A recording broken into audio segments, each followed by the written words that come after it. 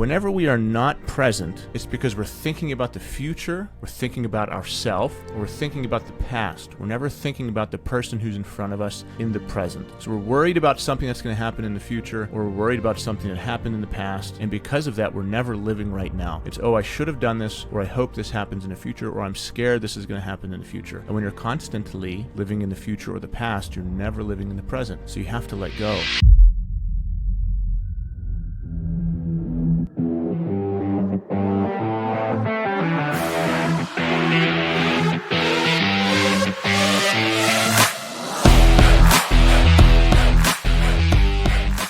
I want to talk about life slipping through your fingers, that feeling you get, that terrifying feeling you get of life slipping through your fingers, of not connecting with your kids, of not being present, and how horrifying that can feel. Because there was definitely a point in my life where I felt like that. I 1000%, when I look back, I was looking back in my journals from 5-6 years ago. And I went through phases. I went through phases of extreme confidence and success, and also phases of not being my best. And when I wasn't being my best and I wasn't taking care of myself, I wasn't disciplined, I had this terrifying feeling down in my gut that life was slipping through my fingers, like life was slipping away from me, and I wasn't taking advantage of what was in front of me right now. Like I would go to sleep at the end of the night, and I would look back on my day and be terrified that I missed out, that I didn't really connect with my kids, I didn't really connect with my wife, and that the day was lost. And then I would look ahead to my next birthday and be scared once again that, oh my goodness, I'm going to turn 30 next year, I'm going to turn 31, I'm going to turn 32, I didn't hit the goals I needed. And these are feelings that many men feel that are common, are normal, but you don't have to live with them forever. You can do real things to change them. You can do actual things to change this feeling and reality that you have right now. So how do you do that? Well, you have to look at your actual day and say, what did I fill my day with? Did I fill my day with things that would make me proud, that would make me feel good? Because when I look back and I wasn't present and I wasn't feeling good about my day, it's because I wasn't making any progress. And when you're not making progress, you feel stuck. Then you are terrified to go on to the next day. And I was looking at an application for a guy for a Men of Fire program, and one of the things he said was, I feel like life is slipping through my fingers. My kid is now 6, and I feel like I've never really been present with him. He's in front of me physically, but I feel like I'm not really there. I'm always thinking about something else. I'm thinking about what I have to do. I'm thinking about how I'm not living up to my best self, how I need to lose weight, how I'm letting myself slip, how I have no discipline. He's very obsessed with himself, and because he's always thinking about himself, he's never thinking about the person who's in front of him. And when you're always thinking about yourself, you miss out on the people that are alive right in front of you right then. And I specifically remember this feeling. I remember going to sleep at night, right before going to bed, thinking, man, I wasted today. I wasted today. Am I going to get this time back? And you realize you're not going to get that time back. And then you're even more scared for the future. And you say, oh my goodness, I'm going to turn 35 next year. I'm going to turn 40 next year. I'm going to turn 45 next year. Whatever it is for you, you say, I'm supposed to be ahead of this point right now. I'm supposed to be further along in my journey right now than I am. And it fills you with fear. And those are valid feelings. This isn't something where if you feel the fear, ignore it. It's if you feel that fear and that warning sign of life being wasted, it means you need to do something. It means you need to make a change in your life. Because if every night you go to sleep and look back in your day and say, I don't think I was present, don't shove that down and ignore it. Be more present. Put the phone down. Actually be there with your child. Whenever we are not present, it's because we're thinking about the future, we're thinking about ourselves, or we're thinking about the past. We're never thinking about the person who's in front of us in the present. So we're worried about something that's going to happen in the future, or we're worried about something that happened in the past, And because of that, we're never living right now. It's, oh, I should have done this, or I hope this happens in the future, or I'm scared this is going to happen in the future. And when you're constantly living in the future or the past, you're never living in the present. So you have to let go. And when you are the most free, relaxed, creative, you're also the most productive and efficient. So that is a catch-22. A lot of times we think the harder we work, the more stressed out we are, the more anxious we are, the more we will get done. For me, it's the exact opposite. The more relaxed I am, the more creative I am, the more productive I am. The more I give tasks to other people to complete that I am not as good at as they are. Put those things off my plate and allow other people to allow myself to delegate tasks to them. I can free my creative brain up. And then I'm more productive. I'm more efficient. And I'm more present. Whenever you are with your wife and you're thinking about, she's talking to you, she wants to talk to you, but you're thinking about a work project that you have to get done, it's not a good feeling. Because you shouldn't be feeling like that. You should be present, but at the same time, you want to get that thing done.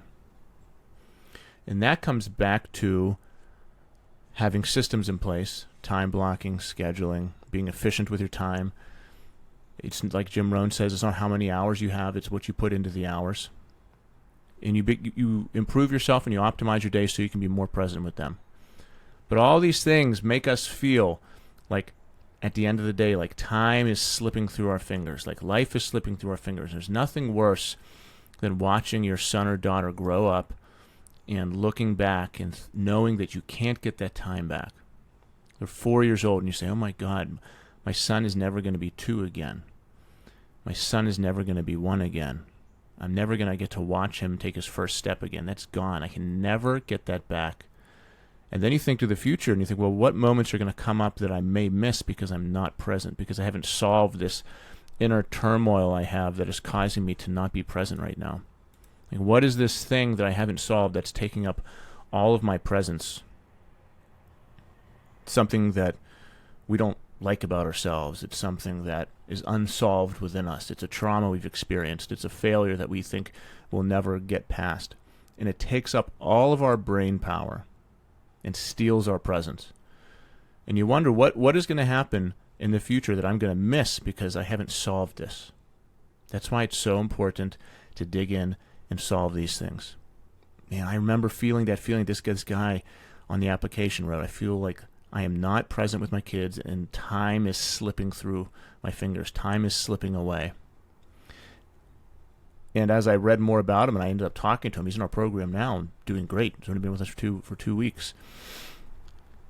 He's happier now. He's smiling now. I didn't wave a magic wand over him, but he is pushing himself harder than ever. He's not searching for comfort. He's not searching for pleasure. He's searching for happiness and fulfillment and purpose. There's a difference between pleasure and happiness. Pleasure is something that you're taking from people. It's drugs. It could be porn. It could be alcohol, food, things that you can enjoy alone. Happiness usually involves giving and serving and leading and doing things for other people that bring them joy, which in turn brings you peace and fulfillment and joy. And if you can switch your thinking from that, which is what this guy did inside our program, you can begin to be happy again and present. When are you the most frustrated, impatient, and not present? It's whenever you have let yourself down. You did something selfish. You slept in for 2 hours when you were supposed to wake up, and now the rest of your day is chaotic and your schedule's blown to hell, and now everyone in the family is going to suffer because you decided to sleep in. And then you're mad at yourself for causing that. And then you lose your patience on your wife and kids. And then you ruin their day and are mean to them. And they remember that. All that comes back to the father being a little selfish and taking instead of giving. So when we can take a man and switch his mindset to, I need to give more, I need to serve more, I need to become more, I need to lead more, not in title, but in actions, then you'll see his smile grow and grow. That's what happened to me. I look back at some photos. I had trouble smiling. I had trouble being truly happy. Because whenever you get into this state of being down, and it doesn't matter how much money you make. Like if you're listening to this, it does not matter how much money you make. You can be a billionaire and still be completely miserable if you yourself have not solved this. If you know that you're letting yourself down at the end of the night, you look back on your day and you weren't present with your wife, you weren't present with your kids, you didn't show them joy, you didn't have energy, you didn't play with them, and you can feel your life slipping away, you are not going to be happy. It happens to everybody, regardless of income. But if you can turn yourself into a leader, a giver, a server, I promise you, your smile will grow and grow, and you'll be happier and happier, despite what happens in the world, despite whether you hit your sales goals, despite whether you get promoted, despite whether you get that dream job. If you can turn yourself into somebody who, as we call in my program, Men of Fire, is the lighthouse, then you can really find internal joy and spread that to people. And that can be hard. I was tested this morning. I had to do some dad stuff this morning that I did not want to do. Just some regular old dad stuff, meaning our toilet was broken. And the toilet was broken. I talked about this the other day, about how I failed as a father and snapped a little bit. But the toilet was broken, so I don't have time to do this. But I also, like the time it would take me to go to Lowe's, get the part and fix it, and the time it would take me to call a plumber, welcome him into the house, and have him do that, talk to him, pay him, all that kind. It was just worth it for me to just go and do it. It's a quick fix, probably going to take me an hour total, but still I don't have time to do it. I don't want to do this. But at the same time, it has to get done. That's my job as a father, as a husband. I got to fix this stupid toilet. So I had to buy one of those little wax ring things for the bottom, take the toilet off, drain it, wet dry vac it. I'm going to have to clean it at some point today. But I had to do that, run to Lowe's, and then I had to go renew my passport. I am going to go to Cabo, Mexico in about a month for something that I'll announce later. So I had to renew my passport, get that rushed, expedited. I went to one UPS place that said they did passport photos.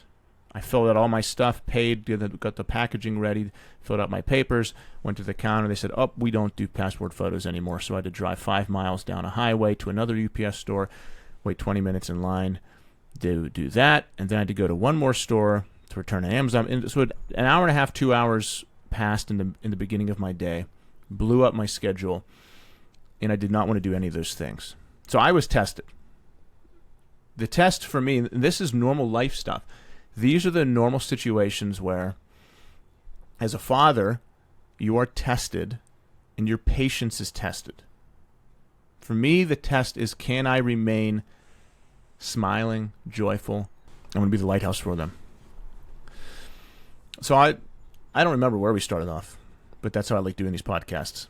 I am the best whenever I'm off the cuff and I can just talk and stream of consciousness, just talk. I've tried to do it where I have bullet points and even like a script, and it's unnatural and I don't do my best. But if I can I want to hear what I'm thinking. That's what it is.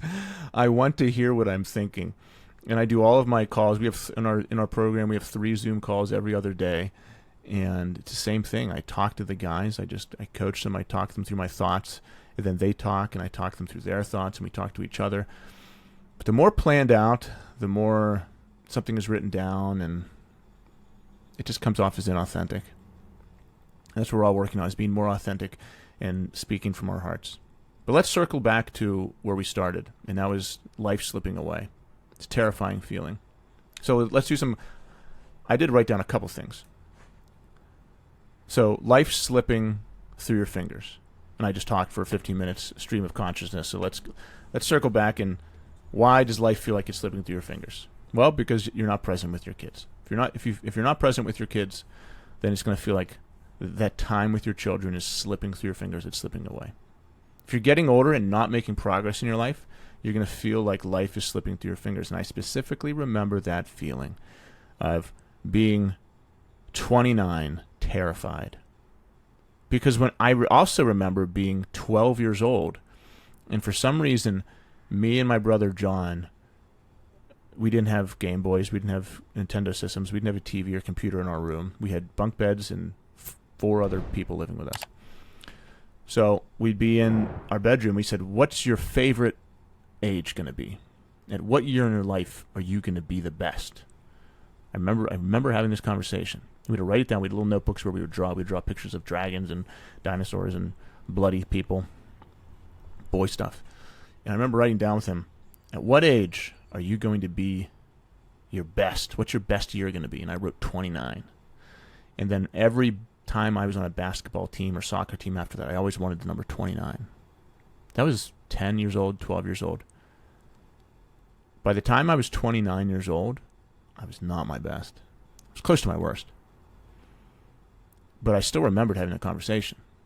I had a vision in my head. We wrote down what we would look like. We wrote down the kind of person we'd be married to, what they would look like. We wrote down that we would be rich. We wrote down where we would live. We wrote down what we would act like. All these things. The only thing that came true was the woman I was married to. I married the most beautiful person I've ever seen. So I made that happen. And she's kept her end of the bargain, but I let myself go. So when I was 29, I was terrified. And I wrote in my journals, I should not be here anymore.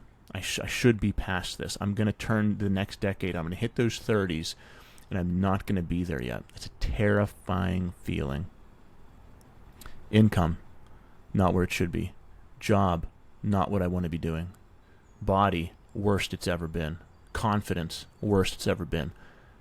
Mentally torturing myself with my identity.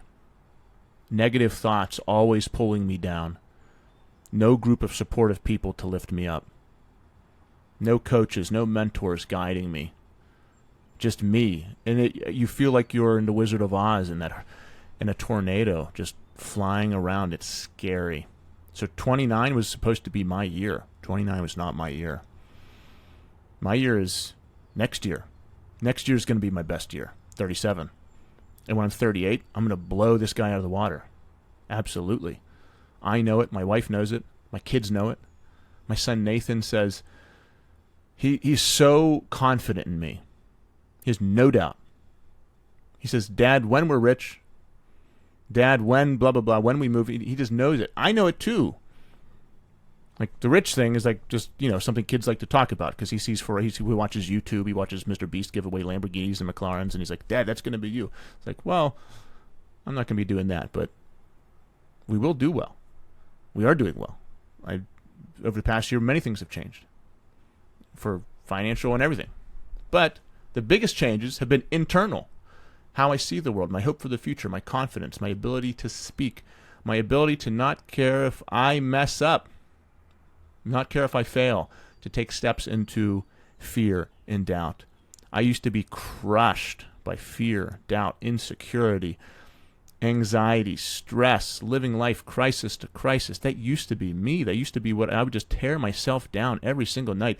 Reading these past journals is hard. And I would encourage you to do that, even in your bad times, because there will be severe motivation for you when you're in your good times.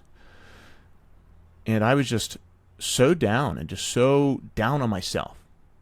And I was able to take myself down to the forge and build myself up mentally, spiritually, emotionally, physically. And I'm at the point now where I'm 36. It's the best. Almost every part of my life is the best it's ever been. And I look forward to the next year. I can't wait. And this feeling of time slipping away with your kids, I totally understand it. And now that my kids are, I was about to say, are the oldest they've ever been. Obviously, every second they're the oldest they've ever been. But 5 years ago, when my kids were 5 and 3, I felt this feeling much stronger than I do right now. I was really, really terrified. My kids always have meant everything to me. My favorite moments in my life are getting married to my wife, memories with her, and laying in the grass with my kids, seeing my son and daughter for the very first time, just these moments with them. They were everything to me. They are everything to me. And when I wasn't at my best, they were holding me together. Their love for me. My love for them. Like that, they were everything to me. And the thought then of losing them at some point crushed me. And it crushed me more because I had very little hope for myself. So they were one of the only great things happening to me is I have these amazing kids. Nothing else is really happening for me. I see no hope, no future. I see nothing great for me ever happening again. But I have these amazing angel children. And the thought of them leaving me someday, the thought of them aging, just cut my heart out. And it changed once I changed myself.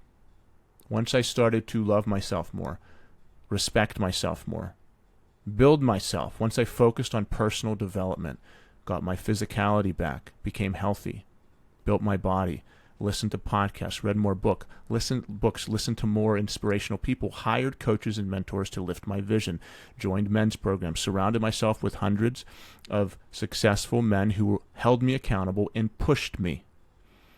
Once I did that and developed this unbreakable inner confidence that I have and unbreakable identity, now I have a different viewpoint of my kids aging.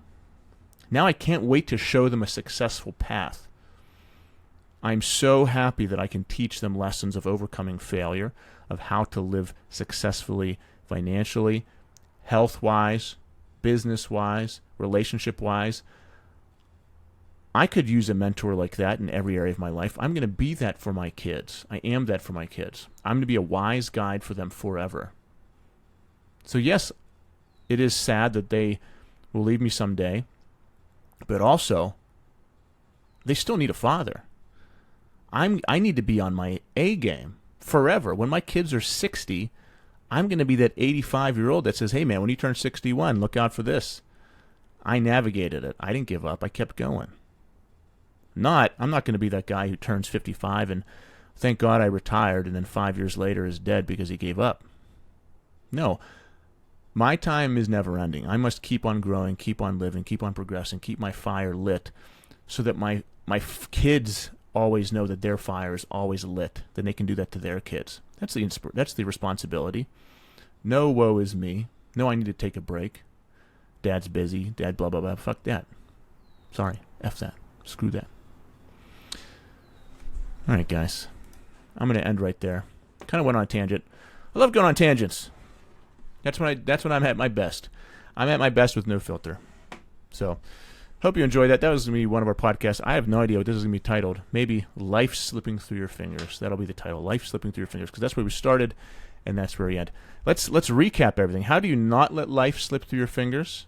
By making progress in your life, always pushing yourself, seeking purpose, not pleasure, by being present with your kids, not thinking about the future, not thinking about the past, thinking about right now. And what else? See, did I write anything else down?